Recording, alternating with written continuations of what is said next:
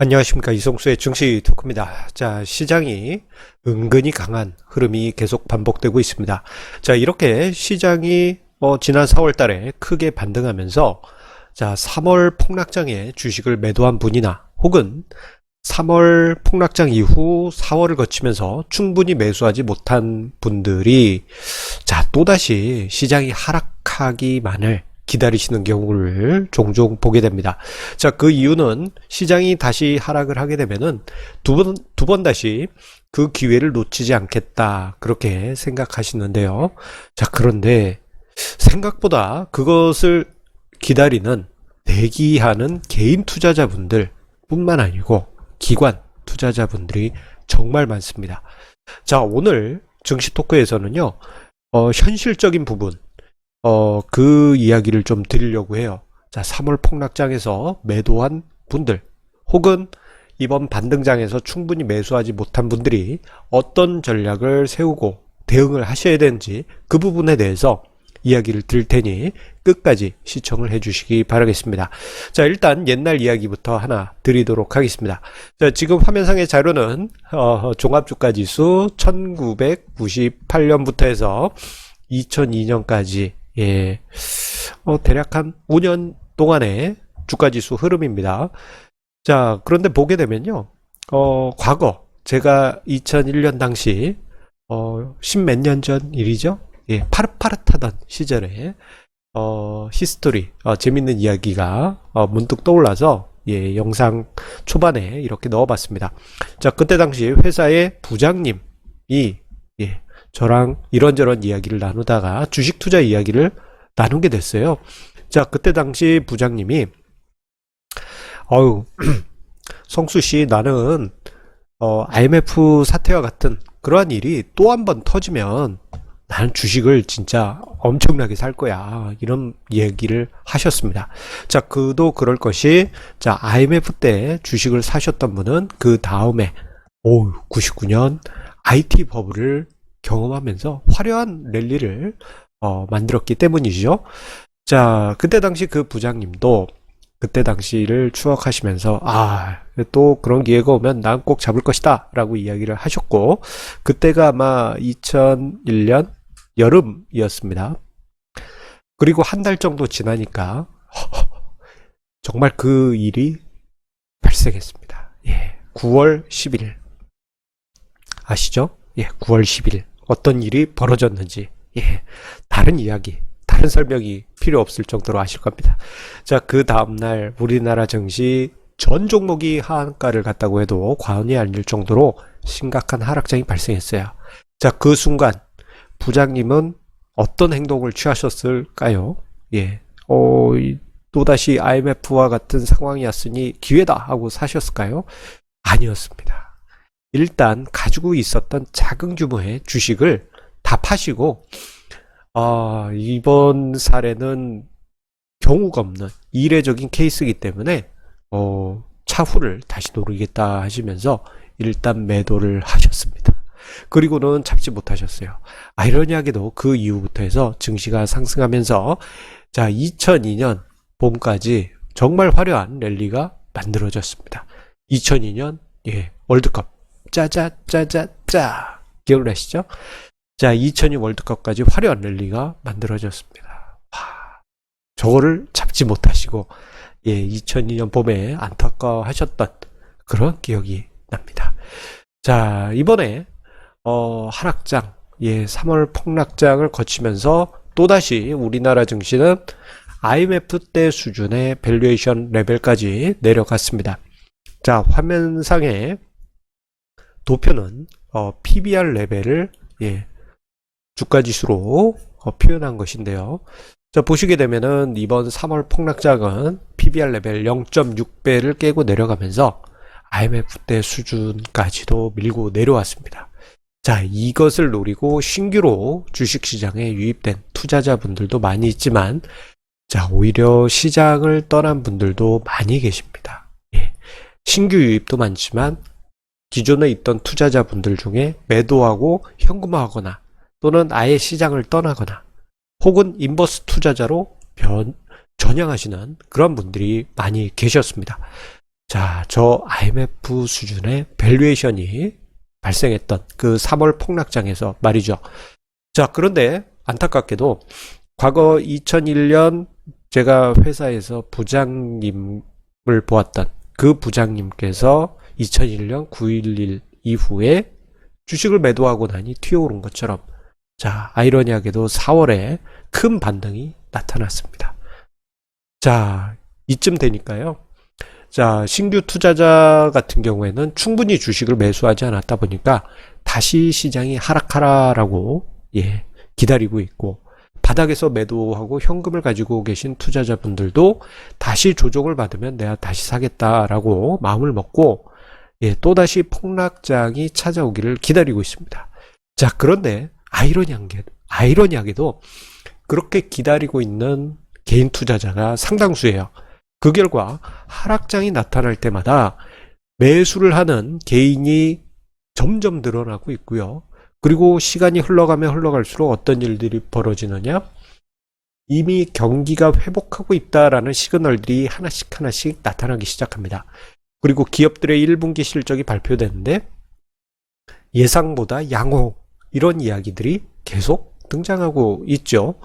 자, 지난 연휴 때 보게 되면 주요 아울렛들의 연휴 기간 매출액이 전년 동기 대비해서 60%나 늘었다라는 뉴스를 보고, 와, 이거 보복성 소비가 시작이 됐구나. 저도 깜짝 놀랄 정도였습니다. 자, 이미 경기 회복 신호는 나타나고 있고, 이게 우리나라뿐만 아니고 전 세계적으로 이제 나타나기 시작하고 있습니다. 그런데 시장은 반등하고 있어요. 자, 이러다 보니 많은 투자자분들이 혼란에 빠지고 계십니다. 자, 그래서일까요? 시장이 조금만 하락해도 지금 사야 돼 하면서 엄청난 규모의 매수세가 유입이 되고 있습니다. 자, 지난 5월 4일에 시장이 하락하자 어떤 현상이 나타났습니까? 자, 코스피 시장에서만 1조 7천억이 넘는 매수세가 유입이 됐습니다. 자, 코스피 시장 기준으로는 사상 최대 규모의 일간 개인 순매수입니다. 자, 그때 당시 종합주가 지수가 2.7% 정도 하락했는데 그 하락폭에 저렇게 민감하게 매수세가 유입된 거예요. 만약에 더 크게 하락한다면 개인의 매수세는 더 공격적으로 유입이 될 겁니다. 주식을 못 샀던 개인 투자자들이 워낙 많고, 그리고 지금 부동산 쪽에 여러 가지 정책들이 꽉 막히면서, 자, 그 자금들이 주식으로 넘어오고 있습니다.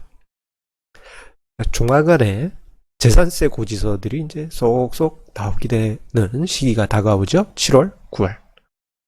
자, 이 재산세 관련한 시뮬레이션 그 페이지들이 이제 쏙쏙 등장하고 있는데, 저도 계산해보고 깜짝 놀랐습니다. 이제 현실이 되어가고 있죠. 자, 부동산에서 주식으로 부동자금이 넘어오는 것이 더 가속화될 가능성이 높아집니다. 자, 개인은 시장이 하락하면 하락할수록 더 사게 될 것이고요. 그리고 연기금도 지금 현재 좀 매수세가 좀 주춤주춤하죠. 그런데 시장이 또다시 만약에 하락했다 그러면은 이게 자산 배분 전략의 리밸런싱 과정에서 대규모로 매수할 수밖에 없습니다. 자, 그렇다는 이야기는 지금 시장이 하락하기만을 바라는 투자자들이 줄을 서 있고 그 대기줄은 정말 길다라는 것을 우리가 확인할 수 있습니다. 자, 그렇다면 이제부터 문제는 무엇이냐? 자, 시장이 이렇게 크게 하락해서 기회를 이때 팔았거나 혹은 반등하는 과정에서 충분히 사지 못한 투자자 입장에서는 어떻게 해야 될지 모르는 상황에 놓이게 됐습니다. 자, 이런 상황에서는 우리가 어떻게 대응해야 되느냐?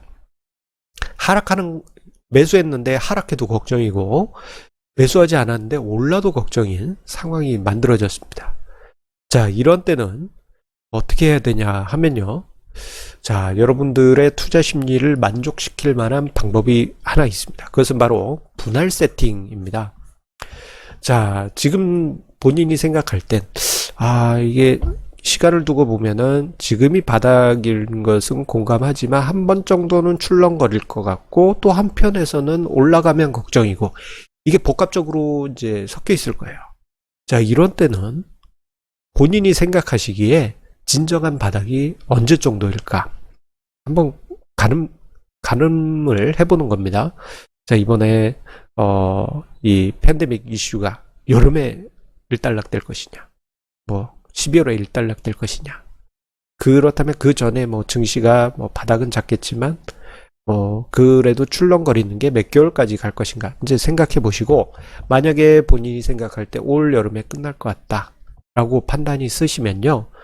여름까지는 5, 6, 7, 8, 4개월의 기간이 있지 않습니까? 4개월간 본인이 집행하려고 했던 자금을 4개월간 4분의 1씩 나눠서 집행하는 겁니다. 예. 만약에 올해 연말까지다. 그러면 5, 6, 7, 8, 9, 10, 11, 12. 6개월이지 않습니까? 6개월이 아니죠. 8개월. 8개월. 제가 지금 엄지가 아픕니다. 8개월. 자, 8개월 동안 분할해서 자금을 세팅하는 거예요. 그래서 내려가면, 다행인 거고. 분할 세팅하는 과정에서 내려가면, 어이구, 더 싸게 사네? 하면서 좋은 거고. 올라가더라도, 그래도 사놓은 거 있으니까 그나마 다행이네. 마음의 위안을 삼을 수가 있습니다. 자, 그리고 자금을 집행할 때는 반드시 자산 배분 전략을 꼭 병행하시길 바라겠습니다. 어차피 분할하니까 이거 뭐 상관없지 않습니까? 라고 생각하실 수 있는데요. 자산 배분 전략 여러분들 꼭 하나라도 갖추시라고 말씀드렸죠. 그래서 자주 제가 머리 위에 카드로 해가지고 자산 배분 전략, 야, 너도 할 수 있어. 제가 만들어놨던 영상 카드로 남겨놓고 있는데 그거 꼭 보시면서 여러분들만의 자산 배분 전략을 갖추시고 분할해서 세팅하시면요, 뭐 시장이 어떻게 흘러가든 부담 없이 대응하실 수 있을 것입니다. 자, 본인이 3월에 투매 폭락장에서 매도해서 현금화를 했든 이번 반등장에서 충분히 매수하지 못해서 어떻게 해야 되나 고민을 하시든 어떤 분들이든 간에 이런 마인드로 시장을 접근해 주세요. 처음부터 다시 시작하는 그 마음으로. 자, 어차피 3월 폭락, 4월 반등 요 과정은 이제는 그냥 시장 노이즈로 묻혀지는 부분입니다. 그저 다시 처음부터 시작한다고 생각하시고요. 담담하게 분할 세팅하시면서, 그리고 전제 조건으로는 자산 배분 전략 갖추시고 시장을 대응하시길 바라겠습니다. 자, 항상 우리 애청자님의 구독, 좋아요, 공유 해주시는 그 마음에 감사드립니다. 자, 언제나 말씀드리지만 빚내서 투자하지 마시고 자산 배분, 분산 투자 꼭 지켜가신다면요, 성공 투자 꼭 완성하시리라 생각이 됩니다. 오늘 조금 컨디션이 좀 안 좋아서 그런지 신나게 영상을 만들지 못했던 것 같습니다. 엄지손가락도 또 아프고 키보드를 많이 쳐서 엄지가 좀 아픕니다. 자, 그래도 제 노력 알아주시고 끝까지 보아주신 우리 애청자님들께 다시 한번 감사드립니다. 자, 성공투자 기원 드리면서 우리 내일 다시 만나 뵙도록 하겠습니다. 감사합니다.